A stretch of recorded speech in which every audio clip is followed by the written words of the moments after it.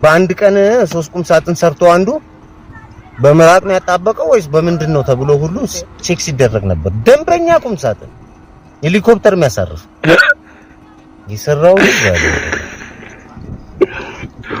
እሱ ቢቴ ሲያስር ቻርጀር ድሪሏ ራሱ አልቻለች።